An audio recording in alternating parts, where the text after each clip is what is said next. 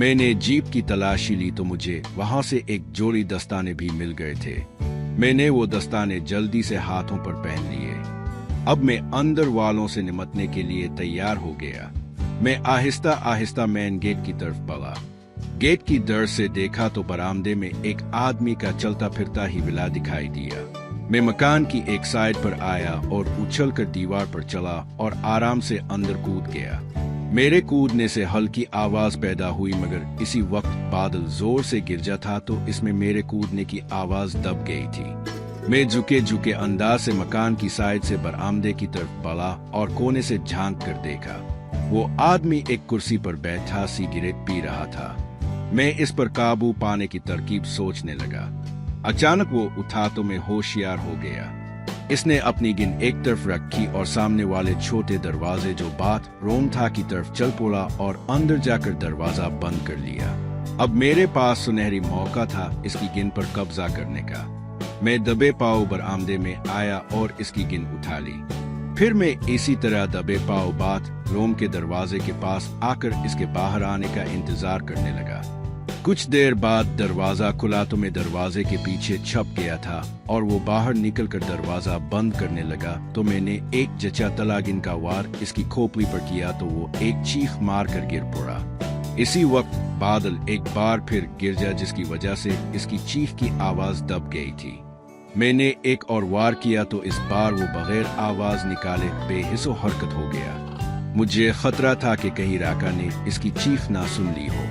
मैं जल्दी से बाथरूम की एक साइड पर होकर दरवाजे की तरफ देखने लगा जिस कमरे में राका था। जब कुछ भी ना हुआ तो मैंने इस आदमी को बाथरूम में घसीटा और इसकी शर्ट फाड़कर इसकी टांगे और हाथ बांध दिए। मैं गिन उठाए जल्दी से कमरे के दरवाजे के पास आया और हल्का सा खोलकर अंदर देखा। कुर्सी पर एक दरमियानी उम्र का एक आदमी बंधा हुआ था और एक हताकता बदमाश इसके सर के बाल पकड़े इससे कुछ पूछ रहा था। इसके दूसरे हाथ में रिवॉल्वर था। बंधा हुआ आदमी मोहन ही हो सकता था जबकि बदमाश राका ही था। मैंने करीबी चारपाई पर पूरा कपड़ा उठाया और सर पर ऐसे बांध लिया कि सिर्फ मेरी आंखें ही नजर आ रही थी।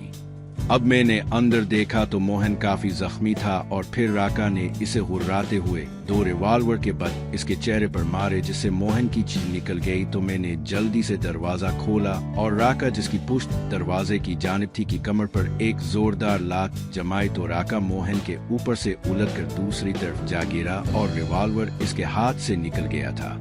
राका दूसरी तरफ मौजूद पलंग से जा टकराया था और इसकी कमर पर पलंग से शदीद चोट भी आई थी, इसलिए 1-2 लम्हे वो वहीं पड़ा रहा जिसका मैंने भरपूर फायदा उठाया और इसकी खोपड़ी गिन से बजा दी। राका को बेहोश करने के बाद मैंने मोहन की तरफ देखा तो वो भी बेहोश हो चुका था। मैंने बिस्तर की एक चादर फाड़कर इस राका की मशकें भी किस दे। फिर मैंने राका की तलाशी ली और इसका सारा सामान निकाल कर मेज पर रखा। फिर मैंने पहले बाथरूम वाले और फिर जीप को गेट खोलकर अंदर ले आया और बाथरूम के साथ दरख्तों में खड़ा कर दिया और इसमें पूरा आदमी होश में आने वाला था तो इसे चोट मारकर दोबारा बेहोश किया और उठाकर इसे भी कमरे में शिफ्ट कर दिया। कमरे में अब 6 अफराद बेहोश पड़े थे। मोहन, इसकी बीवी, इसका छोटा बच्चा जिनके बारे में मैंने तसल्ली कर ली थी कि वो जिंदा हैं, और ये 3 मिस्तुंडे। फिर मैंने दूसरे कमरे का जायजा लिया तो वहां एक बूढ़ा और बूढ़ी भी बेहोश थे। वो मोहन के माँ बाप आसास ससुर ही हो सकते थे। मैं पहले कमरे में वापस आया और सोचने लगा कि अब क्या करना चाहिए। फिर मैंने सबसे पहले किचन में जाकर चाय बनाकर पी तो सर्दी से जान छूटी। फिर मैंने पहले राका के दोनों साथियों की तलाशी ली, फिर बाहर जाकर जीप की तलाशी ली और सारा सामान लाकर मेज पर रखा। राका ने कुछ नहीं पहना हुआ था मगर एक तरफ चमड़े की जैकेट पड़ी हुई थी, वो इसी की हो सकती थी। बाकी दोनों की जैकेटें बारिश में भीग थीं। अब मैंने इस घर की तलाशी लेने का फैसला किया। अपने मखसूस अंदाज से तलाशी लेने पर मुझे एक खुफिया जगह से वो फाइल मिल गई जिसका राका मोहन से पूछ रहा था। मैं इस खुफिया जगह से दूसरे सारे कागजात फाइल निकाली और खुफिया खाने को वापस इसी तरह बंद किया कि कोई ये महसूस नहीं कर सकता था कि इसकी तलाशी ली गई है, और उन चीज़ों को लेकर पहले कमरे में आया तो मोहन होश में आ रहा था। मैंने एक जोर का हाथ इसकी कंपटी पर जमाया तो वो फिर बेहोश हो गया। फिर मैं दूसरे कमरे में पड़े बक्सों को अपने खास हरबों से खोला और उनकी तलाशी लेकर मोहन के पुराने मगर साफ सुथरे कपड़े जो पेंट शर्ट और बनियान थी निकाली और बाकी सामान वापस इसी तरह बक्सों में रखा और कपड़े लेकर वापस पहले कमरे में आ गया। सबसे पहले मैंने अपना गीला लिबास तब्दील किया, जूते जुराबे उतारी और मोहन की चप्पल पहन ली और अपने लिबास से सामान नए लिबास में मुंतकिल किया और भीगा लिबास किचन से मिले शापर में डाल लिया। फिर मैंने फाइल का जायजा लिया तो वो एक स्मगलरों के ग्रुप के बारे में मुकम्मल मालूमात थी। इसमें चंद नामों को हाईलाइट किया गया था जो ग्रुप के बड़े गुर्गे थे। फाइल में 6 वर्ग थे और इस पर गिरो यानी ब्लैक बर्ड का सारा कच्चा छता लिखा था। अगर ये फाइल किसी एजेंसी या पुलिस के हाथ लगती तो गिरोह का कार्यक्रम किया जा सकता था। मैंने 10 मिनट में वो 6 ओराक पढ़कर ज़हन में बिठा लिए। उनमें गिरोह के कोड वर्ड्स, बुंदों का नाम और पता भी दर्ज था। फिर मैंने मोहन के दूसरे कागजात देखे तो पता चला कि मोहन भी काफी बड़ा चलता पुर्जा था। इसने मुख्तलिफ नामों से बगैर तस्वीर के 5 आधार कार्ड यानी शनाख्ती कार्ड्स बना रखे थे और ये भी सरहद पार स्मगलिंग करने वाले गिरोह का रुकन था। अभी 4:30 बजे थे और बारिश फिर तेज हो गई थी और अभी किसी के इस तूफान बादोबारा में इस तरफ आने का कोई इम्कान नहीं था। फिर मैंने अंदर से मिली हुई मोहन की पुरानी जैकेट पहन ली और इसका एक कार्ड जो राकेश कुमार, वालिद का नाम किशन कुमार, वालिदा का नाम बमला देवी और पता मॉडल था उन होशियारपुर दर्ज था रख लिया। राका और इसके साथियों से मुझे 4000 की भारतीय करेंसी भी मिल गई थी, वो अपनी जेबों में डाल ली। फिर मैंने मोहन का फोन उठाया और इसे अनलॉक करने लगा। थोड़ी देर बाद फोन अनलॉक हुआ तो मैंने नेट चेक किया तो सिग्नल आ रहे थे।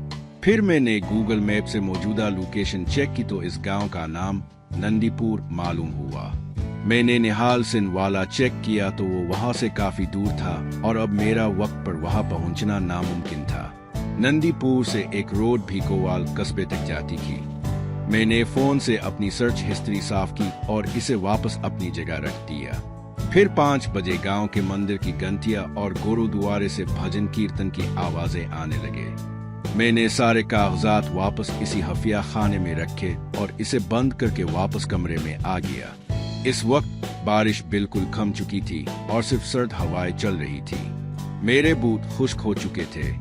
मोहन की जुराबें पहनी और बूट दोबारा पहन लिए। फिर मैं जहां जहां अपनी उंगलियों के निशान थे वो खत्म किए और मोहन की रस्सियां खोली। राका और इसे आदमियों को चोट लगाकर मजीद बेहोश किया। फिर राका की नोटबुक और फोन जो कि आफ्ताब समेत तमाम चीजें अपनी जैकेट की अंदरूनी जेबों में रखे और दस्ताने पहने, अपने लिबास का शापर उठाया, फिर दरवाजा खोल कर बाहर आ गया। इस वक्त काफी अंधेरा था और सूरज निकलने में 1.5-2 घंटे बाकी थे। मैंने अभी सिर्फ भीकोवाल तक जाने का फैसला किया था और वहां पहुंचकर आगे की सोचता। अब अंदर मोहन होश में आकर खुद ही उन बदमाशों से निमट सकता था। बहरहाल मेरे पास एक शनाख्त राकेश कुमार, वलद किशन कुमार, वालिदा बमला देवी होशियारपुर का रिहायशी था और करेंसी के साथ साथ दूसरा लिबास भी मिल गया था। अब एक ही खतरा था कि कमर से बंधा माल पकड़े जाने पर वो मुझे स्मगलर साबित कर सकता था। मेडिकल मुआयना से मेरा मुसलमान साबित होना भी मुमकिन न था कि इनके दौरान तरबियत मेरी नफ्स पर चोट लग गई थी और बाद में सर्जरी से इसकी खतना हुई हालत खत्म हो गई थी और देखने में मैं बगैर खतने के लगता था और सिर्फ जदीद तरीन मेडिकल जांच से ही खतना साबित किया जा सकता था। और मुझे मालूम था कि कम अज कम भारत पुलिस और फौज के पास कोई ऐसी वजह नहीं थी कि वो तफसीली जांच कराते। उन्होंने सिर्फ मेरी पेंट उतार कर देखना था कि मैं मुसलमान तो नहीं। दर्शन का माल ही मुझे पकड़वा सकता था। मैं आहिस्ता से गेट खोलकर घर से बाहर आ गया। गेट को सिर्फ बंद कर दिया और समत का अंदाजा करके कच्चे रास्ते पर चल दिया। मोहन, राका वगैरह को पता तो चल ही जाना था कि कोई अंदर आया है और अब वो दोनों एक दूसरे से निमट लेंगे। मैंने जैकेट की जिप बंद की और हुड सर पर लेकर इसे टाइट किया और दस्ताने वाले हाथ जैकेट की जेबों में डालकर गांव से बाहर वाली सड़क की तरफ चलने लगा। इस वक्त 6:15 बजे थे। मैंने राका की जली उतार कर पहन ली थी। मैंने पहनने से पहले तसल्ली कर ली थी कि जली बेग ना हो। रास्ते में मैंने अपना भीगे लिबास का शापर एक जोहो में इसमें 2 वजनी पत्थर डालकर फेंक दिया था, जो फौरन ही जोहो के गंदे पानी में डूब गया था। 6:30 मुझे एक लारी मिली जो भीकोवाल से होकर जीरा की तरफ जा रही थी। लारी ने मुझे 7:15 भीकोवाल के अड्डे पर उतार दिया। मैंने एहतियात से इर्द गिर्द का जायजा लिया और एक ढाबे पर आकर अंडा पराठे का नाश्ता किया। फिर मैंने माज है वाली पंजाबी में बातों बातों में ढाबे वाले जो कि सिख था और इसका नाम हरनाम सिंह था, ये मालूम कर लिया कि भीकोवाल में 1-2 छोटे होटल भी हैं जो कमरे किराए पर देते हैं, और निहाल सिंह वाला को सुबह 6 बजे एक लारी रोज जाती है जो वहां से 7:15 मजदूरों को भीकोवाल की सीमेंट फैक्ट्री में लाती है और शाम को उन्हें वापस छोड़ने जाती है। अब शाम वाली लारी तो बेकार थी, इसलिए मैंने सुबह 6 बजे वाली लारी से निहाल सिंह वाला जाने का फैसला किया।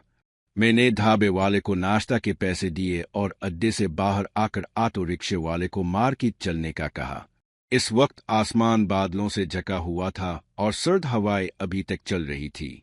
हिंदू सिख लोग अपनी मार्केटें सुबह सुबह ही खोल लेते हैं, इसलिए तकरीबन तमाम दुकानें खिली थी। रिक्शे वाले ने मुझे मेन चौक पर उतारा। मैं एक जूतों वाली दुकान पर आया और अपने साइज का जूता लिया।